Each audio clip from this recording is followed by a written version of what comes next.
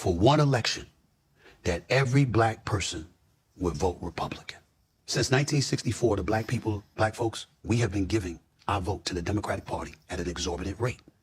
Therefore, they know they got our vote, and they don't have to cater to us as much as we need them to. The Republicans know they'll never get our vote, so they don't give a damn about us. And as a result, we're the only community in America devoid of representation, which is why we're considered disenfranchised. I wish your hairline would come back. I wish you would stop speaking against black women. I wish you would stop tap dancing for the Republican Party, because that is the dumbest shit I've ever heard. Because as soon as the Civil Rights Act was implemented and black people started getting more power, white people shifted to the Republican Party.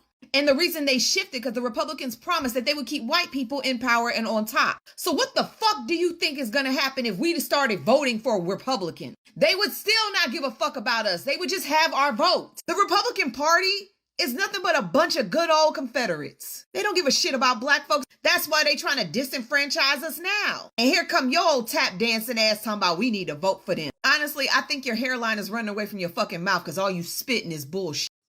I wish for one election that every black person would vote Republican. What? How can you say that? I said, it's simple. Since 1964, the black folks, we have been giving our vote to the Democratic Party at an exorbitant rate. Therefore, they know they got our vote, and they don't have to cater to us as much as we need them to. The Republicans know they'll never get our vote, so they don't give a damn about us. And as a result, we're the only community in America devoid of representation, which is why we're considered disenfranchised. I'm tired of that. What I want is to put ourselves as a community in a position where both parties have to work to get our vote. Can I ask you this? Do you think you covering politics like you cover politics, in the words of your mans, is that good for business, your business? It has the potential not to be. We'll have to see. So far it is. I think I'm doing pretty good. So far it is, but it has the potential not to be. But here's the point. Cam, if I thought like that, I'd never be here. There's plenty of decisions over the years I could have made that would have been good for business. But I had the courage to tackle the issues that I felt passionate enough to attack. That's what makes me me. Stephen A. Smith said he wishes black voters would try voting Republican for just one election to build leverage. And people reacted like he said something dangerous. Jamal Hill, which we'll get into in a second, who's here on the screen now, called him a tap dancer. Roland Martin told people to jump in his business. And for those who don't know who Roland Martin is, I'll show you who Roland Martin is. That's Roland Martin. The reaction came fast, loud, and personal. And what's interesting is it kind of proved his point before anyone got around to actually arguing against it. When a basic idea about negotiation triggers that kind of response, something deeper is going on. And in any area of life, the second someone can't even consider leaving, they already lost their leverage. That's what this whole conversation is really about.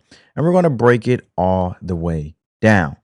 So here's what Stephen A., as you guys already seen in the second clip, you heard him speak about that and what he actually said, because it got buried under all of the noise. Since 1964, black voters have gone Democrat at around 90% or higher every single election.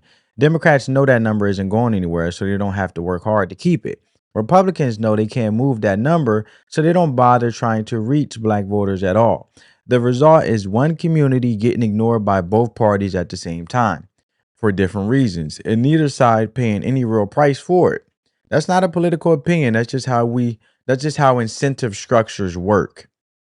If you already have something guaranteed, you don't spend money trying to win it. If something seems impossible to get, you don't spend money chasing it either. The black vote sits at both ends of that equation, which means zero competitive pressure from any direction. Think about what that actually means in practice. When a company knows you are already their customer, no matter what, they don't rush to fix your complaints. They don't upgrade your service unprompted, and they don't call you with better offers. You get to the back of the priority line because you already proved that you're staying. The customers they're hustling to impress are the ones who haven't decided yet. That's not a conspiracy. That's just where the energy goes when resources are limited. Politics run on the same exact logic.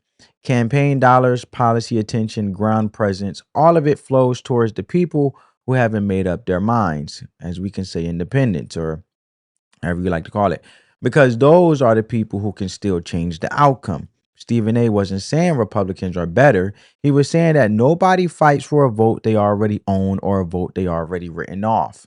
The way to change that math is to make the outcome uncertain, and that's how negotiation works in literally every other area of life, whether you're buying a car, switching jobs, or renegotiating a contract for your salary. The person with real options gets a better deal every single time. The person who makes it obvious they have no options gets taken every single time. That's not a partisan point. That's a basic principle of how any system that runs on competition actually works. Now, credit where it's due. When Stephen A was asked if speaking like this could hurt his career, he said, yes, it probably could. And he said it anyway. That takes something, because even though he said, well, it would, that's what makes me me, that takes something, because most people fold the second the cost gets real, right? But here's the problem. He voted for Kamala Harris over Trump. You can't ask an entire community to do something you won't do yourself. That's not leadership, that's just commentary. The idea is sound, the messenger undercut it. You can't call for a move you won't make yourself. That doesn't mean the idea is wrong, but it's why it didn't land with the weight it could have. Now, every time this conversation comes up, someone pulls out the history like it settles everything, as you guys seen in the first two clips in the beginning of this video. And my apologies for the profanity. So let's go through it honestly, because the history is real and it matters, and it's being used to do something they actually can't do.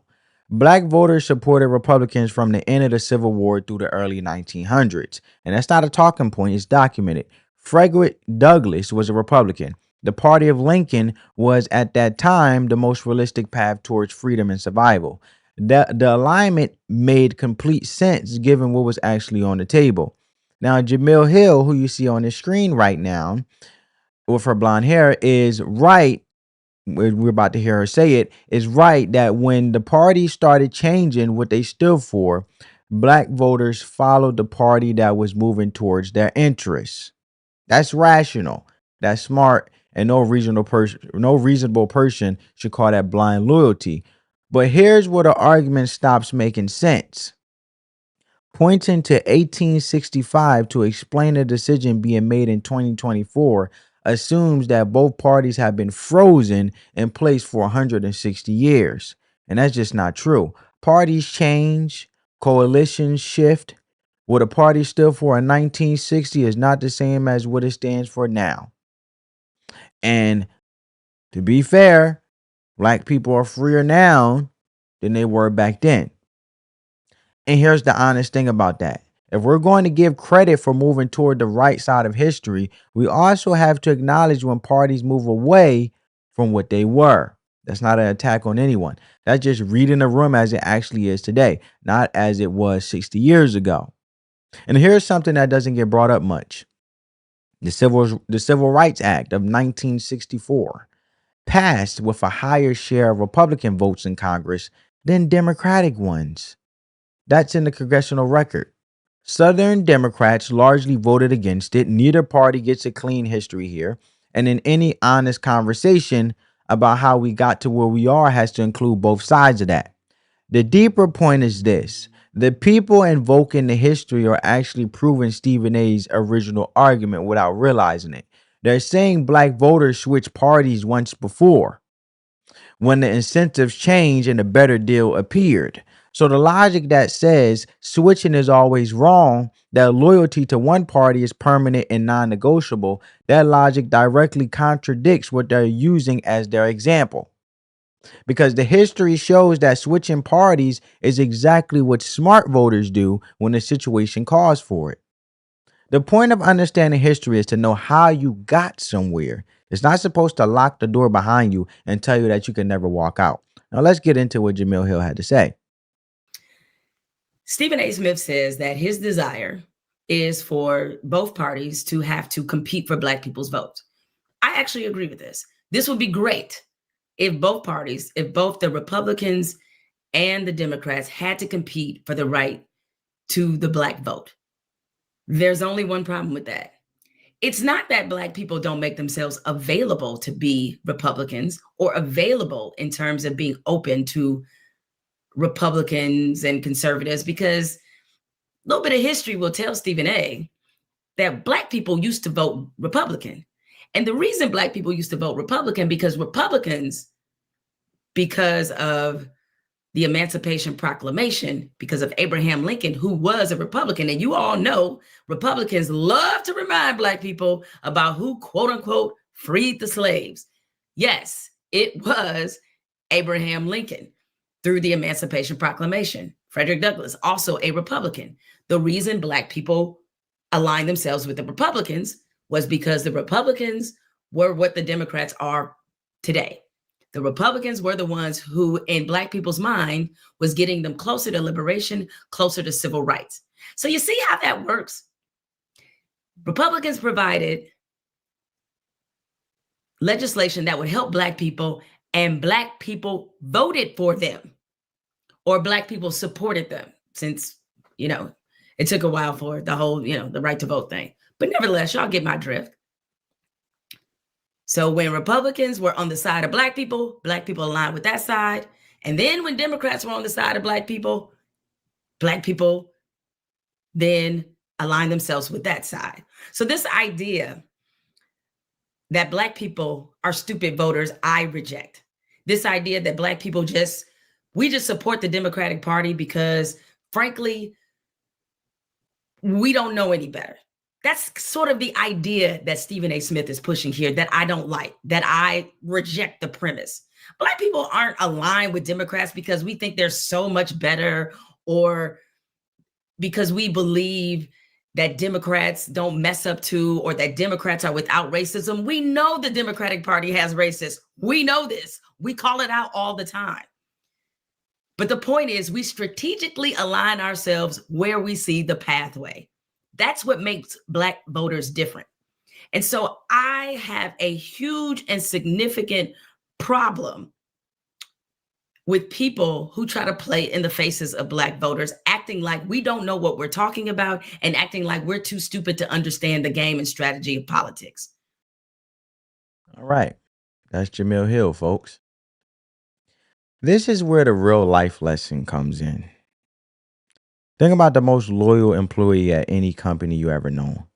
15 years in, never missed a day, never interviewed anywhere else, never had a competing offer on the table. Everyone knows he's not going anywhere. And what happens to that guy? He watches people with less experience come in, get offered more money, and move past them. Because he already told the company without saying a single word that they don't have to compete for him. His loyalty became his ceiling. Not because the company is evil, but because when there's no pressure to keep someone, the pressure disappears. That's just how it works. The partner who can walk away gets treated differently than the one who's made it clear they never will. The freelancer with 3 other clients on the line gets paid faster than the one with no alternatives. The renter who tells the landlord, I've been looking at other places, gets the maintenance fixed quicker than the one who's been quietly renewing every year without saying a word. In every one of those situations, nothing changed about the actual value of the person.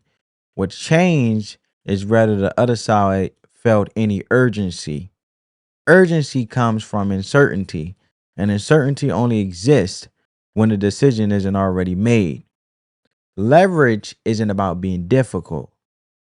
It's not about being disloyal or starting drama or burning bridges. It's about the other party not being able to fully predict your next move. And the second your decision is predictable, the second someone can map your behavior in advance and count on it without doing the work to earn it, you handed them the controls. You are still in the room, but someone else is running the meeting. No other demographic in American politics votes 90+% for one party. Not white voters, not Hispanic voters, not Asian voters. My whole point is Majority of the country is not made up that way. Every other group splits enough that both parties run real campaigns towards them, make real promises, and face real consequences when they don't deliver. When the result is already locked in, nobody works for it. There's a difference between strategic alignment and unconditional loyalty, and it's worth being clear about that. Strategic alignment means you're with someone because they're earning it, because their actions are producing results, because the deal is still working in your favor and you checked recently. Unconditional loyalty means you're there no matter what, regardless of what you're getting back. One of these positions has real power in it. The other one is just presence without any negotiating weight behind it. And the frustrating part is that the unconditional loyalty often looks like strength from the inside. It feels like integrity, like consistency, like standing for something. But from the outside, from the position of whoever's receiving that loyalty for free, it just looks like a locked-in asset that doesn't need any more investment. And to fact check her, from my understanding, the Democratic rhetoric that has been recently been spewed or recently said was that minority groups wasn't able to get an ID if voter ID did pass to basically uphold election integrity. So where does that align with who really questions who when it comes to what party about who's incapable? Or basically put it this simple, or dumb enough to the point where they can't get an ID.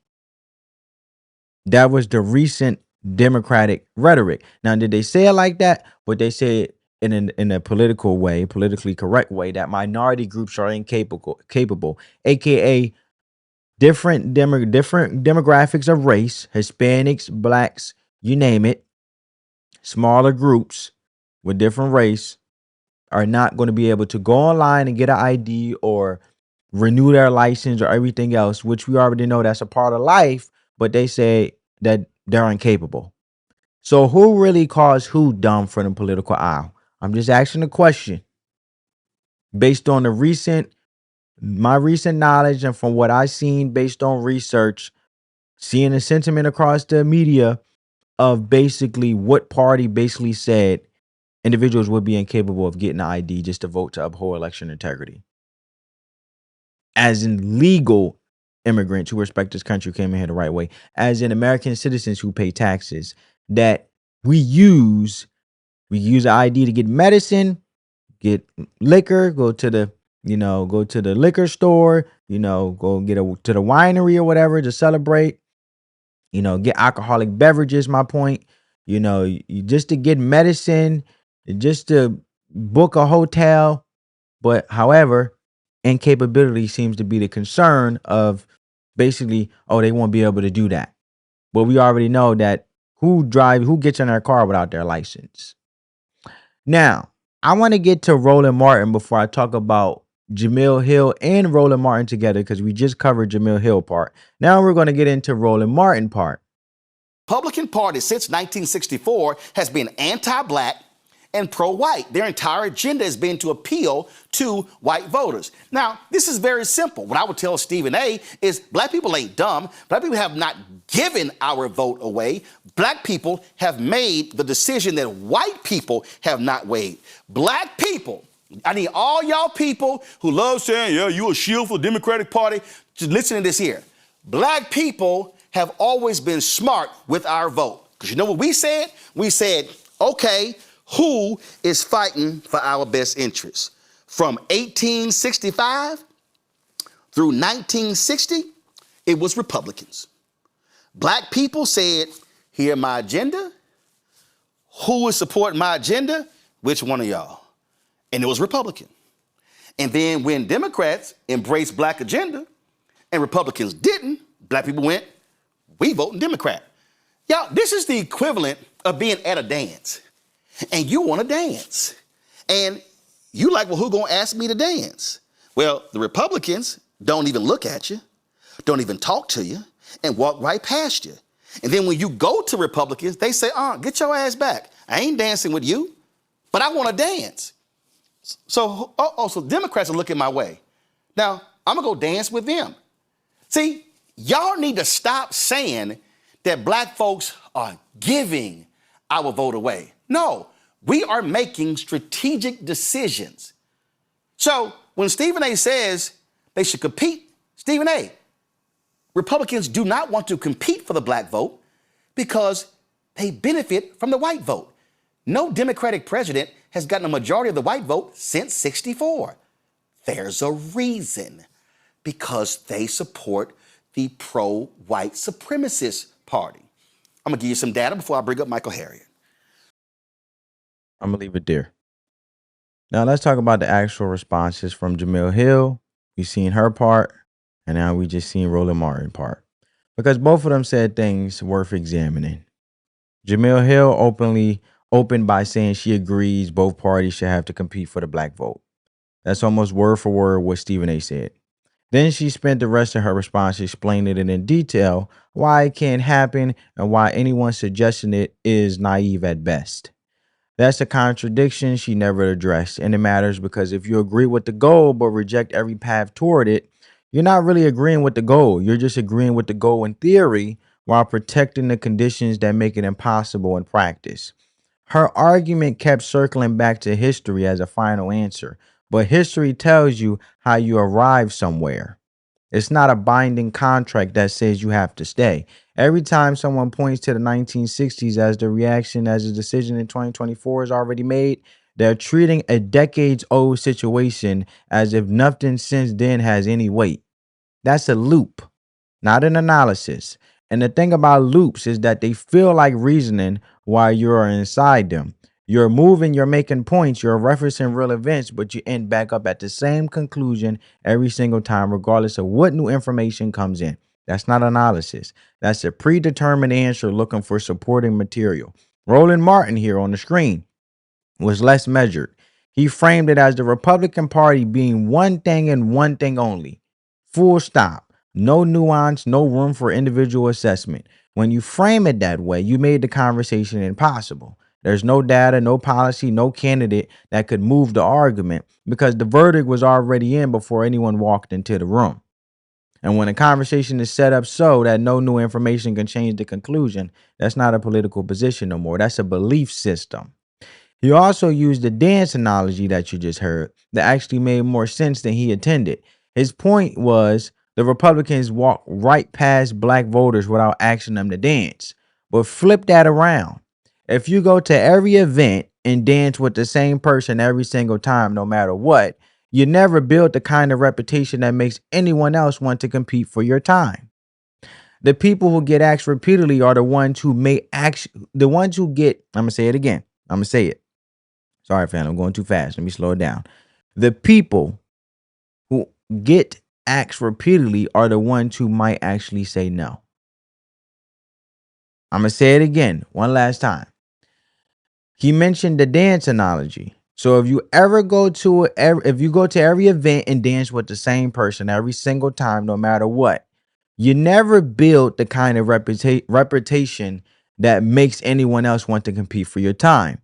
The people who get asked repeatedly are the ones who might actually say no.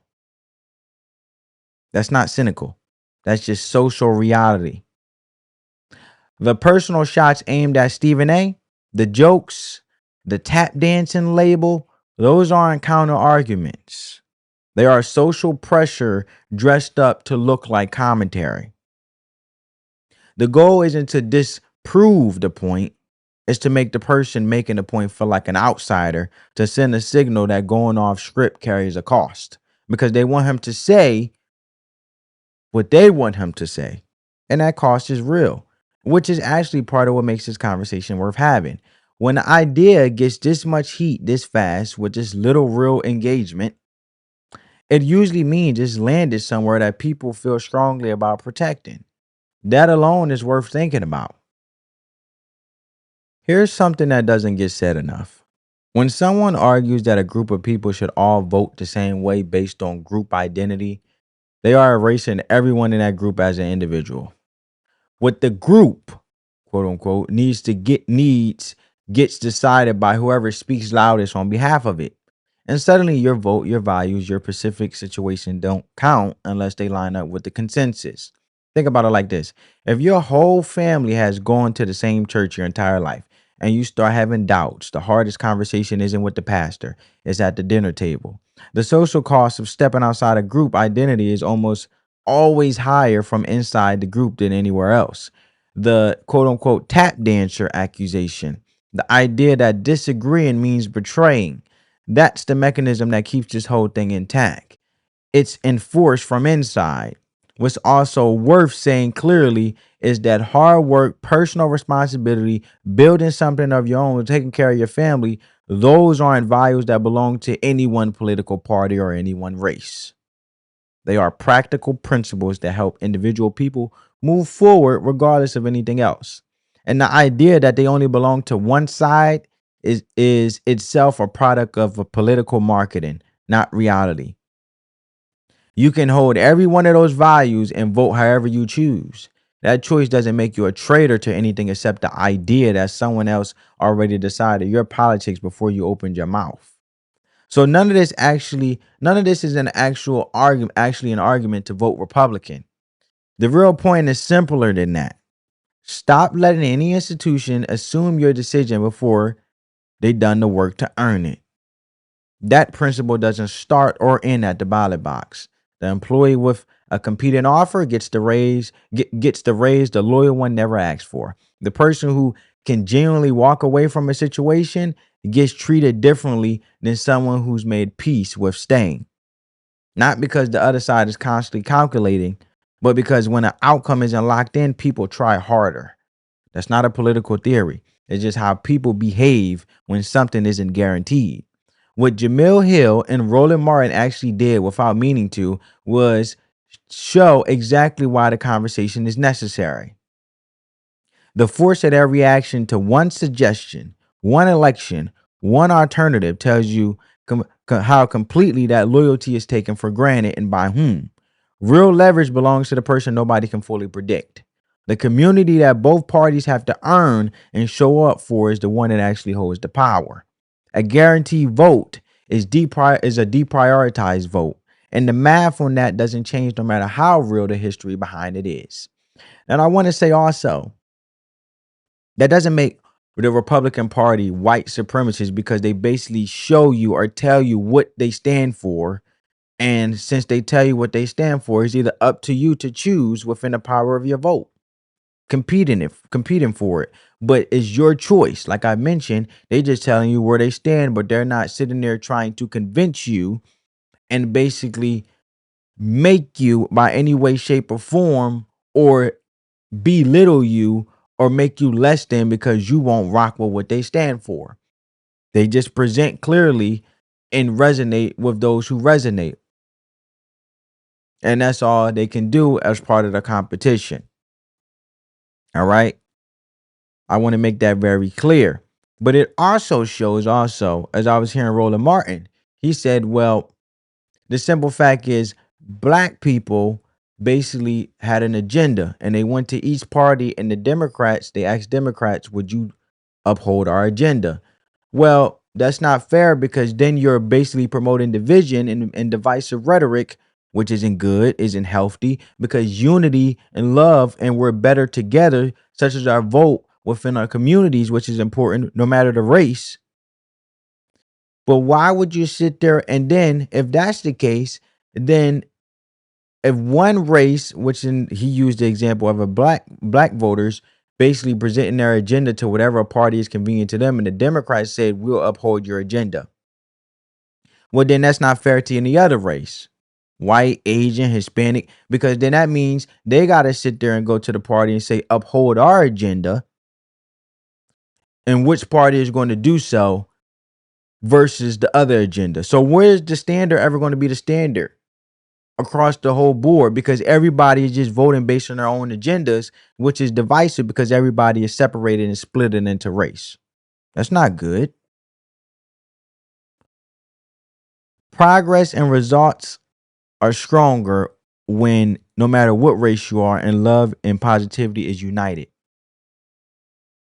Community standing together for the overall sentiment of understanding, also voting based on their representation of individuals actually competing, such as politicians, to actually deliver results in these communities. diverse communities. And I love it because we're more diverse than ever. Have communities of plenty of race. So we should we still continue to move forward, even though we know race, yes, it existed at a time in our country. No country is perfect, but it continue to move forward in the right way of our country from how far, and being grateful from not only how far we came, but where we are going. We should continue to still advocate for unity in a healthy way. But I want to ask you guys, do you think one election would actually shift the dynamic?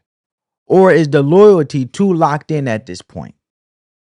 Drop that in the comments because I genuinely want to read what you think. Subscribe if you want takes that go past the headline. Spread the peace, love, and positivity. Let the love supersede the hate. As always, family, we just having a conversation. I'll catch you in the next one. On that note, family, peace.